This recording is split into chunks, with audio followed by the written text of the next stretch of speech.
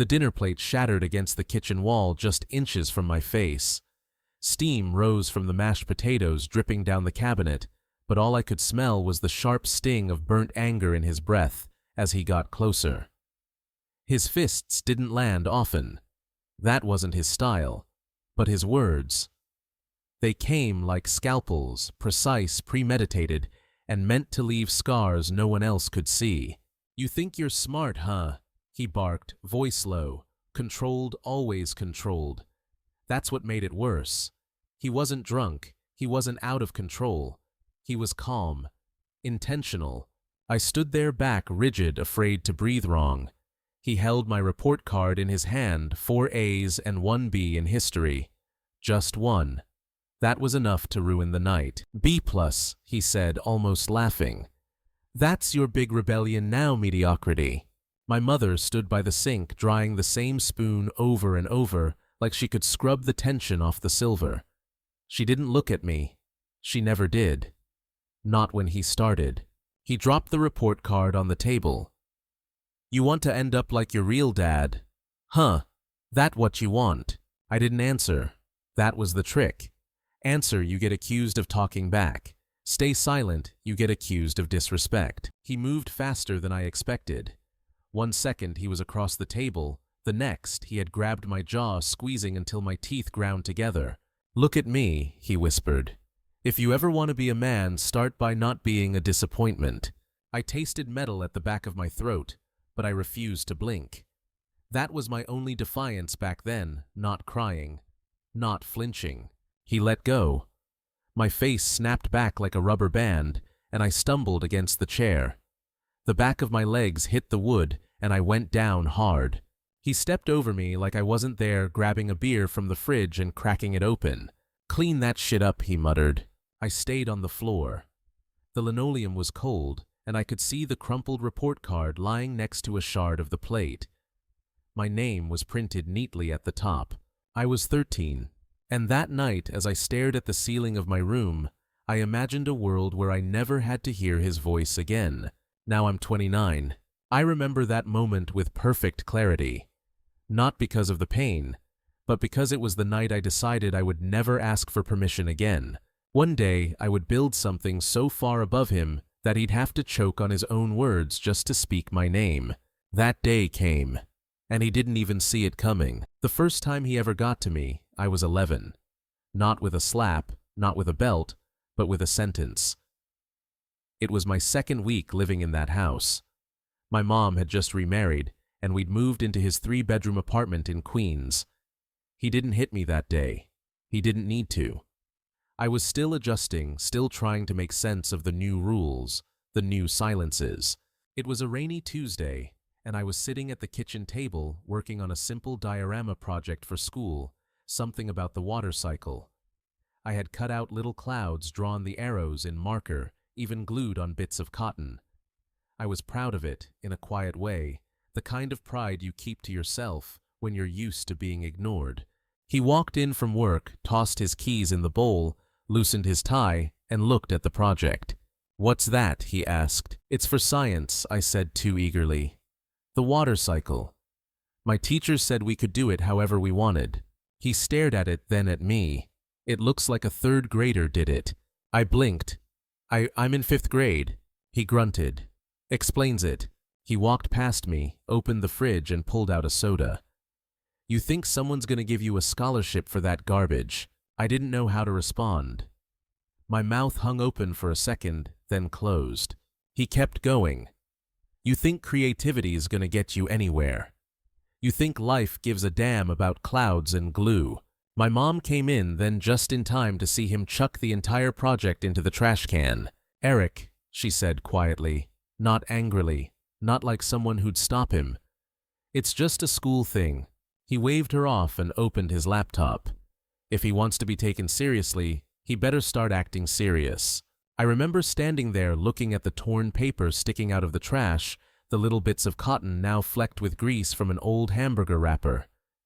And I remember thinking, this is how it starts. Not with pain, but with dismissal. With the quiet erosion of belief in your own worth. That night I stayed up until 2 a.m. redoing the project. This time no clouds, just labels. Neat, linear, boring. I got an A, but it didn't feel like a win. That was the first scar. The first time I learned that pleasing him wasn't about effort, it was about erasing myself, making things look the way he thought they should, saying what he wanted to hear. That's how I began to disappear. I've spent most of my life becoming visible again, but now I don't need to raise my voice. All I need is to sign a paper. We were never a family. We were a house with walls too thin for secrets and air too thick to breathe. My mother married Eric when I was 10. She called it a fresh start. I called it a countdown. My real father had left when I was 6. No fight, no note, just gone. My mom cried for 3 days, then stopped like someone flipped a switch. When Eric came into the picture, she didn't look back. Maybe she thought she was being rescued. Maybe she was just tired of being alone. He was 10 years older than her, with a job in finance and a voice that filled the room even when he whispered. He had a smile that made strangers trust him and a temper that made furniture fear him. Everyone called him charming, but only when the door was open. At first, he was polite, courteous even, but he had rules, so many rules. Don't talk during the news, no elbows on the table, don't eat unless you're invited to, and above all, never interrupt him. My mom said he was just particular. I was 11. I knew better. She never hit me. But her silence hit just as hard. Every time he cut me down, she stood still, like she wasn't in the room, like I wasn't hers anymore. I used to watch her face when he talked to me like dirt, waiting for a flicker of disagreement, a twitch of resistance. It never came. We didn't have siblings, just us 3. And that made it worse. No distractions, no buffer, no other witness. At school, I was the quiet one, always polite, always finished my homework. The teachers liked me. I didn't talk about home. No one asked. Eric worked at a mid-tier logistics firm in Manhattan. He was a middle manager back then, wore the title like a crown. He loved power, even if it was small. He liked being the smartest guy in the room, especially when it was just me. I remember once he made me read out loud from one of his business magazines. When I stumbled on a word, mergers, he smirked and said, "You'll never be one of us, one of us." That was the phrase he used for people who matter. People like him. People with status control authority. People who didn't cry over ruined school projects or rejection letters. I started collecting his insults the way some kids collect trading cards. I remembered the tone, the timing, the casual cruelty. Each one was filed away. Not because I was planning anything, not yet, but because it helped to hold on to something. Proof that I wasn't crazy, that this wasn't normal. My mother once said to me, "Eric's just hard on you because he sees potential." No, he was hard on me because he saw a threat, and one day he'd be right. I learned early on that survival wasn't about fighting, it was about disappearing. You don't win battles in houses like ours. You endure them, quietly, strategically. Each morning I woke up before anyone else. I'd shower quickly, fold my blanket with precision, brush my teeth until my gums bled, and eat only what was left on the stove.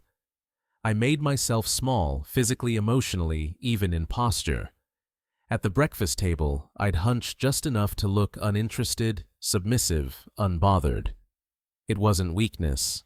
It was camouflage. Eric liked control, not chaos. So I gave him routine, predictability.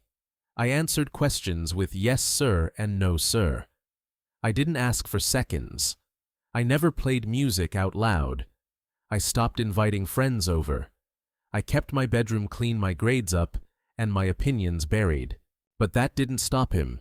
It only shifted the terrain. He started playing mind games. "You're faking those grades," he'd mutter when I brought home a perfect report card. The real world doesn't give out stickers. Then he'd leave the paper on the counter, unacknowledged, like an unfinished chore. One day I came home to find my laptop gone. No explanation, just missing. I asked my mom. She looked at the floor. I asked Eric. He said, "If you need a computer, earn one." I was 14, so I shoveled snow that winter, cleaned driveways, walked dogs, saved every dollar in a broken ceramic cup hidden in the back of my sock drawer. I bought a used laptop from a pawn shop downtown. It was heavy, slow-scratched, but it was mine. He never asked where I got it.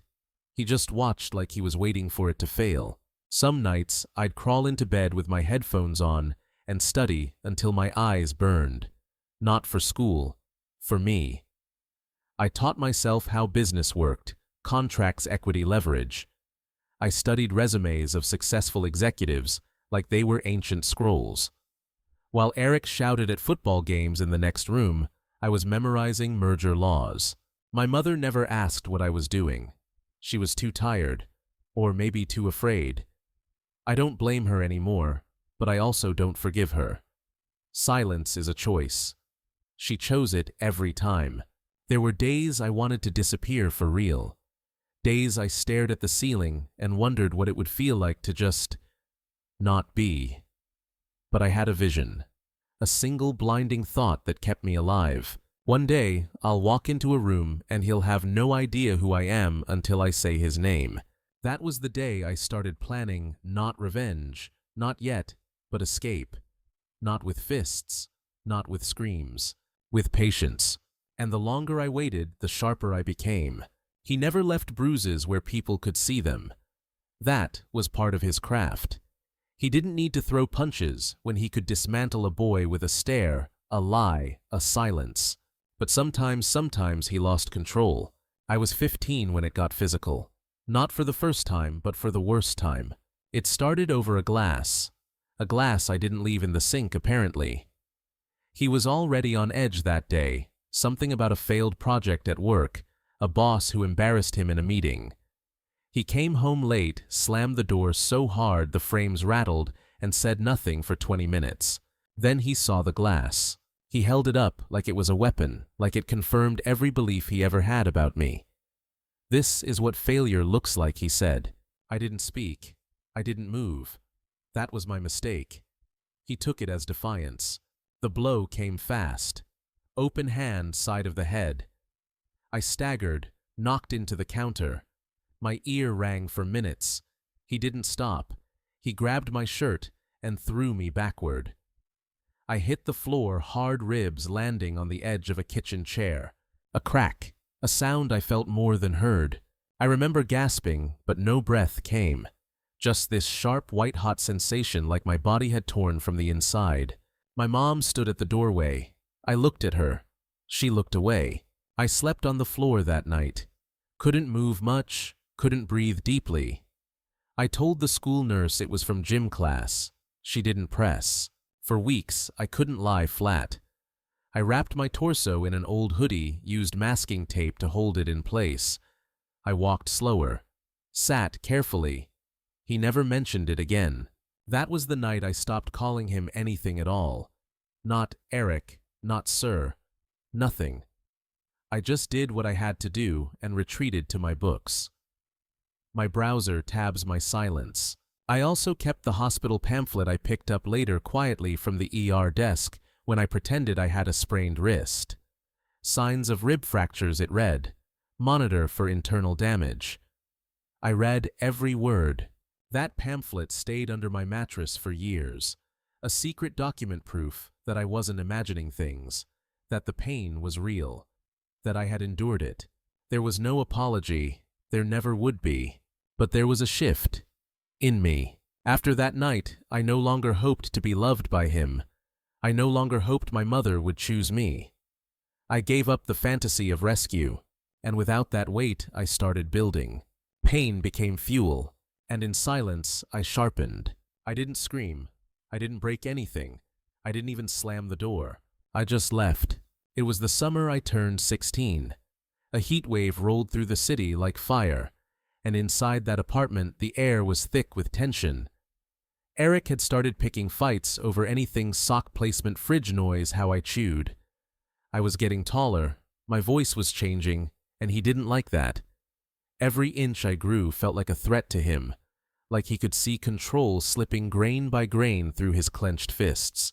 I had saved up some money from tutoring kids at school, $10 an hour, sometimes 15 if the parents were generous. I never told anyone, just put it all in an envelope behind the radiator in my room. Every dollar a promise. The final trigger was a look, not a slap, not a shove, just a look. I came home late from a school project group work at the library. We stayed past 7. I walked in quietly, trying not to wake any sleeping monsters. But he was there, in the living room, lights off, watching the door. "You think you live by your own rules now," he said. I didn't respond. I just stood there. You walk in when you want. You think you're a man. And then, the look. That long, slow scan from my shoes to my face. The smirk. The dismissive shake of his head. Like I was an insect he forgot to crush. I knew then that if I stayed, something in me would die for good. So I walked to my room, closed the door, and waited until 3:14 a.m. I packed only what mattered: my school laptop, a change of clothes, the envelope of money, the rib pamphlet, and that crumpled job rejection letter he gave me the year before. I folded it neatly this time, tucked it into the front pocket of my backpack like armor. I took nothing else. No goodbyes, no notes. I opened the window, climbed out onto the fire escape, and vanished into the city. No one followed. No one called. For a few weeks, I couch surfed. Friends who didn't ask questions. Teachers who looked the other way. A volunteer counselor at the local youth center helped me file for emancipation later that fall. Said I was the most organized runaway she'd ever seen. I smiled at that. I didn't tell her I had planned the exit for over a year. I still remember walking past that apartment a year later on my way to my first part-time job downtown. He was outside yelling into a phone, pacing like he owned the street. I kept walking. He didn't recognize me. Good. Because that version of me was already gone. I didn't need to run. I needed to rise. And I would far above him, so high he'd have to look up just to see the soles of my shoes. I started with nothing but scars and a second-hand laptop. At 17, I slept 4 hours a night and spent the rest building something out of nothing, tutoring, freelancing online, pulling data from spreadsheets and turning them into reports for people too rich or too lazy to do it themselves. I studied the markets like other kids studied video games. Stocks trends, startup mechanics, corporate structure. I treated every dollar like a soldier. I lost some, learned more. By 19, I had an online business reselling analytics templates to small firms. By 21, I sold that for enough to fund something real. I built a consultancy, next small, lean, brutal in its efficiency. No office, just me, a few trusted remote hires, and the cold edge of precision. People called me a prodigy. I wasn't. I was a survivor with a spreadsheet addiction and a grudge that never slept. I never used my real last name, not the one he gave me. I legally changed it at 20, started fresh, clean. The past became a vault I never opened unless I needed fuel. Sleep was rare. Not because of hustle culture, I despised that nonsense. I couldn't sleep because the nightmares still came. Always the same, I'd be back in that kitchen, his hand on my shoulder, his voice in my ear. That glass shattering again. I kept a photo above my desk, not of family, not of success. It was the rejection letter, the one he made sure I got. Sometimes when deals got messy, or I doubted myself, I'd read it aloud. "We regret to inform you." The words were familiar now, almost funny. I turned rejection into ritual. At 25, I entered the room of investors I once only saw in business articles. I didn't pitch them, I negotiated with them. My name meant results. My numbers meant security. My silence meant power.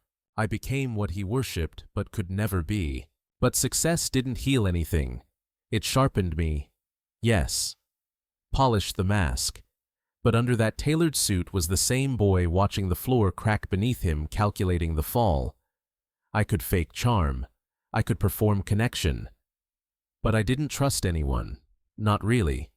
I could look a man in the eye and know what he feared before he opened his mouth. That's what abuse gives you, a third sense. Not quite psychic, just permanently alert. I dated. Briefly. The moment someone got too close, I found a reason to walk. No one knew the full story. Not even half. Because I wasn't chasing healing. I was chasing position. I knew where he worked. I knew the name of the company, the name of his boss, the shaky quarterly reports. I knew how many assets they had left and which markets they were bleeding in. And I knew exactly how to buy it quietly, legally, completely. Not for power. For closure.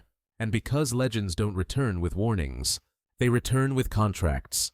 The acquisition was clean. Surgical. I made the offer through a holding company, with a name so bland it was invisible. No red flags, no alarms. Just a quiet whisper through back channels, a deal too good to pass up.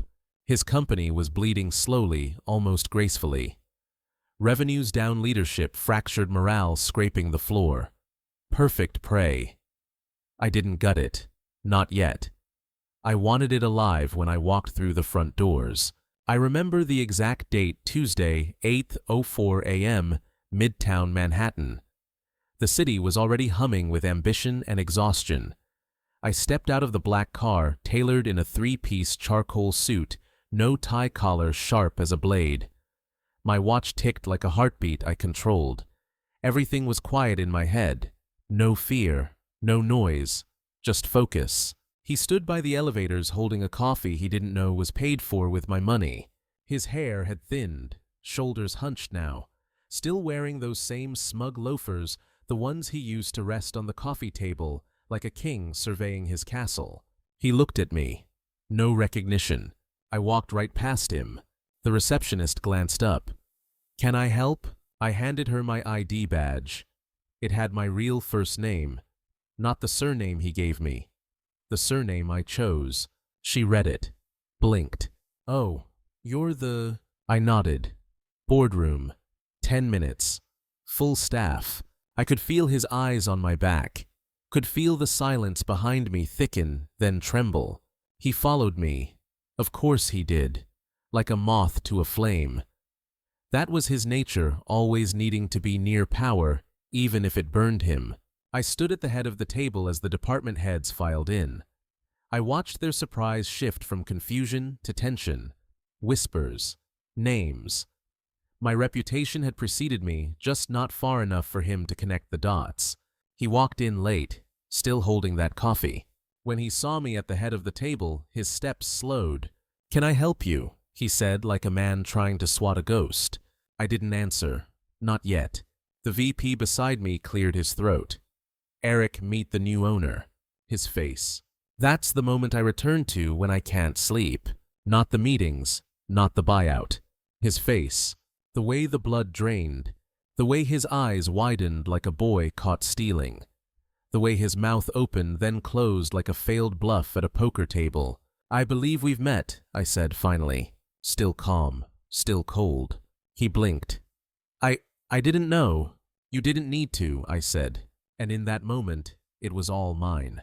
The company, the power, the silence. I didn't need to raise my voice, didn't need to strike him. I had already done the one thing he never imagined I could. I came back, as the man he swore I'd never be. The staff meeting lasted 37 minutes. I let the VP run most of it. Charts, projections, new restructuring. I didn't say much. I just observed. Watched Eric shrink into his seat, shifting uncomfortably, trying to piece it together. I could see it all in his body language, the pride turning to panic, the calculations failing behind his eyes. He didn't speak, not once. At the end, I stood. "Before we close," I said one personnel note. Every head turned. I met his gaze. Slowly, deliberately. Effective immediately, Eric Landon will step down from his managerial role. He will transition to a temporary assistant position while we evaluate performance alignment with the company's new direction. The room went still. His jaw clenched. I I've been here 23 years. I smiled barely. And now you'll learn what 23 years of mediocrity looks like from the other side of the desk. He looked around the room as if someone might stand up for him. No one moved. Authority recognizes power, and power in that room was mine. You can't, he began, but the VP cut him off. It's already processed. I walked past him, slowly close enough for him to smell the cologne he once mocked me for wanting. A scent, he said, was too expensive for someone like you. I paused at the door. Your new desk is by the supply closet. Bring your own stapler. It wasn't rage, it wasn't violence. It was public demotion. Quiet, precise. Executed in the same boardroom where he once had people fear his emails and endure his condescension. That afternoon, I sent out a company-wide message thanking him for his years of service and welcoming him to his new role as a support liaison.